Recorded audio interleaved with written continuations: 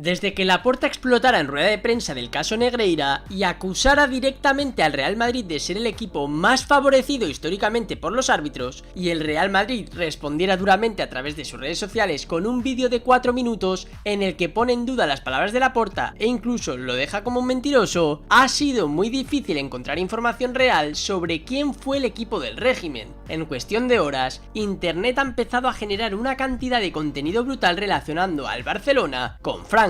Parece que no exista ningún tipo de duda, todos los artículos que puedas encontrar en un clic relacionan al Barça con el dictador. ¿Han cambiado la historia? ¿He estado siempre equivocado? Nunca le había dado importancia a analizar a fondo este tema porque siempre pensé que fue el Real Madrid el equipo de Franco. Pero ya no lo digo como algo negativo o como algo malo, porque el pasado está, y juzgar el pasado con la situación actual es algo que no es muy recomendable. Por poner un ejemplo, en esa época, si no pensabas igual que el régimen, podían matarte, y eso te haría comportarte de una manera que ahora quizás ni se te pasaría por la cabeza. Pero honestamente, he tenido la necesidad de averiguar qué sucedió realmente, y creo estar ahora un poquito más cerca de la verdad. Bienvenido a Historias de Venom. Hoy descubriremos quién fue realmente el equipo del régimen.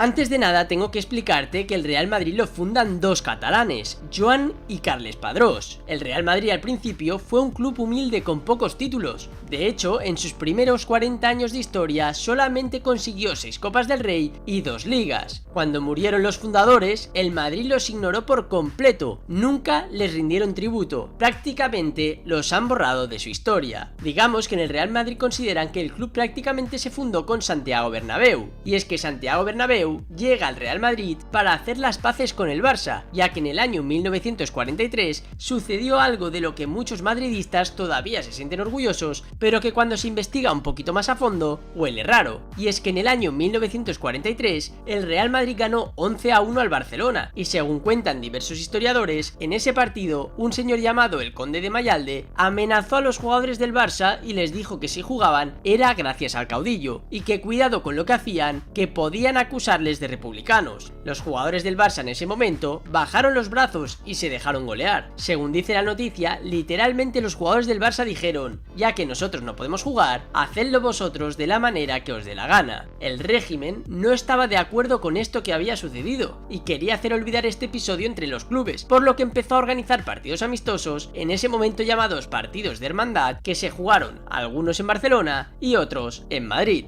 Esta situación fue un buen momento para el régimen de intentar revertir el hasta ahora republicanismo del Barça, un equipo de base catalanista, tal y como demuestra un expediente de la Dirección General de Seguridad, Ministerio de la Gobernación del año 1938, en el que se decía lo siguiente: el club está apoyado por un público numeroso y apasionado en su mayor parte de ideas separatistas, aunque Francisco Franco, el nieto de Franco, dice que no tiene evidencias de que esto que comentamos fuera algo que preocupara demasiado a su abuelo. Por otro lado, Santiago Bernabéu, presidente del Real Madrid ya en ese momento, era muy cercano a Franco y tenía unas ideas muy parecidas, principalmente de odio hacia los catalanes. En una de sus declaraciones dijo lo siguiente: la gente cree que odio a Cataluña, y no es verdad, la amo y la admiro, a pesar de los catalanes. Pero lo que está claro es que Santiago Bernabéu lo dio todo por el Real Madrid. Él decía que el Real Madrid era su mujer, su novia, su hija, su nieta, todo, y convirtió al Real Madrid en lo que es ahora. Y lo convirtió asentando 3 bases muy importantes que vamos a analizar en el vídeo de hoy: el Estadio Santiago Bernabéu, Alfredo Di Stéfano y las 5 Copas de Europa. Un portal de noticias llamado Footballgate.com explica en su página web que el Barcelona obtuvo ayudas y recalificaciones para construir el Camp Nou, y según cuenta en su portal, información que mucha gente asume como cierta, el Madrid consiguió financiar el estadio gracias a los socios y gente que puso dinero para construirlo, ya que Franco jamás apoyó la recalificación y negó al Real Madrid de obtener algo que obtendrían luego Barça y Atlético. Pero la realidad no fue del todo así. La Delegación Nacional del Deporte quería construir un estadio en Madrid. En un archivo histórico se dice lo siguiente: el estadio es una construcción totalmente necesaria, pues el no tenerlo actualmente nos coloca en triste situación de inferioridad y hemos de pasar el trance de desplazar constantemente la vida deportiva de la capital de la nación al espléndido de Montjuic. Bernabéu se ofreció para que el campo del Madrid fuera el Estadio Nacional, y en contra de lo que siempre se ha dicho, de que el Madrid no obtuvo ningún tipo de ayuda, existe un documento inédito que demuestra que las obras se hicieron en parte también con fondos públicos, con dinero de todos los españoles. La segunda de las bases de Santiago Bernabéu fue Di Stéfano, como he comentado antes, y es que gracias a él, el Real Madrid ganó 5 Copas de Europa y fue considerado como la primera estrella del fútbol mundial. Pero su fichaje no fue del todo limpio, nos lo explica el hijo del expresidente del Barça de ese momento.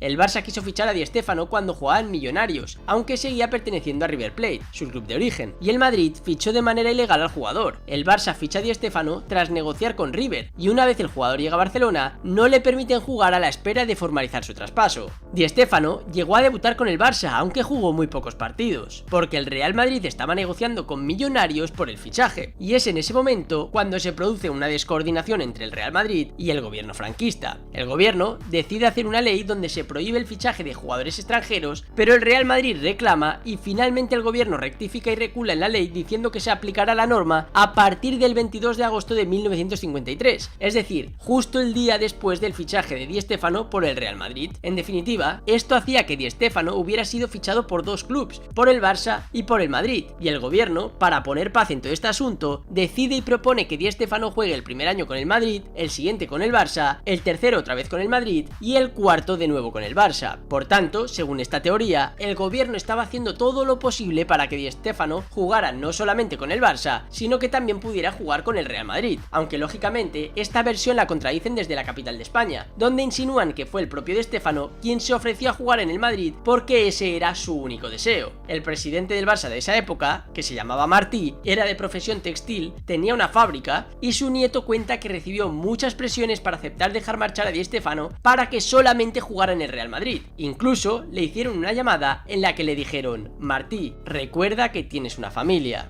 Martí lo entendió todo perfectamente y dimitió de forma inmediata, y en ese momento el gobierno prohibió hablar a la sociedad sobre el fichaje de Di Stéfano con un documento, así que el tema quedó totalmente silenciado. Eso sí, Di Stéfano asegura que no sabe nada, que él solamente vino a jugar a la pelota. El tercer punto fue el camino del Real Madrid para conquistar Europa. Esto fue obra de la mano derecha de Santiago Bernabéu, Raimundo Saporta. Este señor era el punto de unión entre Bernabéu y Franco. De hecho, Francisco Franco, el nieto del dictador, confiesa que tuvo muchísima relación ya que Raimundo iba mucho al Pardo, lugar donde vivía su abuelo. Este señor se dio cuenta de que el fútbol europeo, las noticias del fútbol europeo, se comentaban en la revista reina en ese momento, que era el Equipo, y en su afán de meter al Real Madrid en Europa, decidió invitar a un partido del Madrid a dos periodistas de la famosa revista y agasajarlos con regalos, tratarlos como reyes, y a partir de ese momento se creó una relación entre el Equipo y el Real Madrid que ayudó al equipo blanco a despegar. En ese momento, el Madrid ganó 5 Copas de Europa seguidas. ¿Es justo ponerlas en duda? En el aspecto deportivo, no, pero en ese momento, la Copa de Europa no era un trofeo tan importante como ahora. El Madrid ha tenido la suerte que esa Copa de Europa, sin demasiada importancia en ese momento, acabó convirtiéndose en un trofeo de enorme prestigio, y además, Santiago Bernabéu fue elegido vicepresidente de la Copa, un torneo que acabó haciendo a su medida para que beneficiara al equipo blanco. Además, en la primera edición no participaron ni clubes ingleses ni el Barça, los equipos que en ese momento eran los más importantes del continente. El Barça era un mejor equipo en ese momento, y queda demostrado porque uno de los argumentos que dicen los madridistas es que en los primeros años de franquismo el Barça ganaba todas las ligas, y qué casualidad que en un momento donde el Barça ganaba todas las ligas, el Madrid ganara las Copas de Europa, y el motivo no es otro de que el Barça no podía jugarlas. ¿Por qué? Porque no tenía contactos. El régimen de Franco aprovechó al Real Madrid para hacerlo su embajador en el mundo. Utilizó el Madrid como una carta de presentación. El Madrid era el equipo representativo del régimen de Franco en el mundo futbolístico. Eso lo dice todo el mundo y no hay ninguna duda. Franco utilizó al Madrid en beneficio propio, pero la pregunta es si eso también sucedió al revés. El nieto de Franco confirma que aunque el dictador nunca lo dijo, se sabía que en su corazón estaba el Real Madrid, aunque Franco, de cara al exterior, siempre quiso mantener cierta neutralidad, y un periodista muy reconocido de esos tiempos cuenta la siguiente anécdota. Hubo un día que fui a hacerle una entrevista al nieto de Franco, al que le pregunté si era del Real Madrid y cuál era su jugador favorito. Él me dijo que sí, y que su jugador favorito era Di Stéfano. Al cabo de unos días, el periodista fue a ver un partido del Madrid y Franco le mandó llamar y le dijo: querido, vi la entrevista que hiciste a mi nieto, sabrás muy bien que la gente piensa que el Madrid gana porque es el equipo del gobierno, y esa entrevista prácticamente lo confirma que es así. Tienes que ir con más cuidado. Es decir, en privado, Franco era del Real Madrid, pero en público mantenía las formas. Ahora bien, ¿eso significa que Franco manipuló los partidos para que ganara el Madrid o no le hizo falta? Que los árbitros favorecían al Madrid, nadie podía decir que no, igual que a cualquier otro equipo. A veces sí, a veces no. Y según cuenta un directivo del Real Madrid, en esas épocas la mayoría de clubes tenían obsequios con los árbitros, no solamente el Real Madrid. Pero sí que dicen que al Madrid esas cosas se le daban bien. Sabían cómo hacer política, tenían detalles con las mujeres de los árbitros, les regalaban flores, cosas del club. De hecho, si algún club no lo hacía, podía acabar teniendo problemas. Este mismo directivo cuenta en esa entrevista que una vez un árbitro les pitó mal y se comentó de no regalarle una pitillera, que era una funda que se usaba en esa época para llevar el tabaco. Pero el presidente del Real Madrid le dijo: no querido, aunque nos haya pitado mal, yo le voy a hacer el regalo, porque este señor nos arbitrará en Copa de Europa más adelante y no quiero tenerlo enfadado con nosotros. Obviamente, al igual que pasa con las tostadoras de Negreira, no podemos decir que ese es motivo suficiente para comprar un árbitro. Tendrían un precio demasiado económico y bajo, hasta ahí creo que todos estamos de acuerdo. Pero sí que hay una parte de la historia negra, muy negra, y es que el periodista José María García cuenta lo siguiente.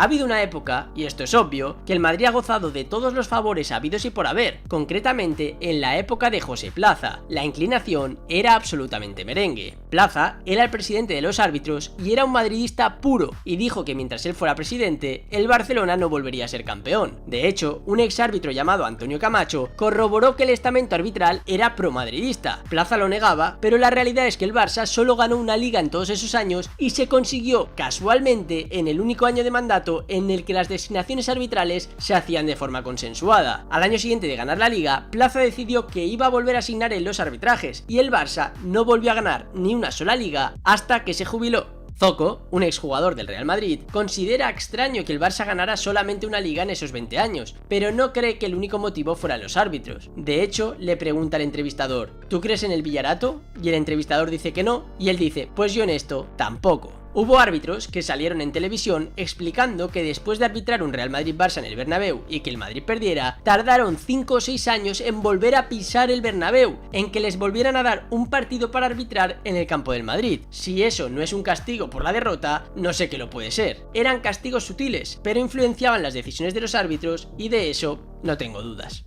José Luis Orrantia, otro exárbitro, dijo que Plaza le llamaba antes de los partidos no para decirle que pitara a favor del Madrid, porque no era tonto, pero a buen entendedor, pocas palabras bastan. Antoni Rigó, otro exárbitro, también decía que se le ofrecían regalos antes de los partidos del Real Madrid, pero que no se los daban antes del partido, sino que se los daban después. En definitiva, no hay pruebas irrefutables de que el Madrid comprara árbitros, no hay nada de eso, solo hay una vinculación clara entre el Real Madrid y Franco, que los convirtió en el equipo del régimen. ¿Que eso les favoreció de forma clara a nivel de arbitrajes o amaños de resultados? No puedo llegar a esa conclusión con la información que tengo. ¿Que eso les ayudó a crecer y a convertirse en uno de los clubes más grandes del mundo? De eso no tengo ninguna duda. Y por cierto, a los que dirán que el Barça recibió dinero de recalificaciones para el campo de las Corts, etcétera, etcétera, obviamente hay pruebas de ello y eso también es verdad. Franco también ayudó al FC Barcelona, pero eso sí, y es importante decirlo, en cuanto Franco falleció, el Barça inmediatamente retiró todas las cosas de Franco y empezaron a ondear de nuevo banderas catalanas. ¿El motivo? Probablemente el Barça estuviera tratando de sobrevivir en un mundo donde todo lo iba en contra. Si te ha gustado el vídeo, no olvides suscribirte y darle like. Y si te interesa seguir la actualidad del Barça, te invito a seguir también el canal del Spider Culé. Gracias por verme, recuerda que esto no es nada sin ustedes y nos vemos en próximos vídeos aquí, en Historias de Venom.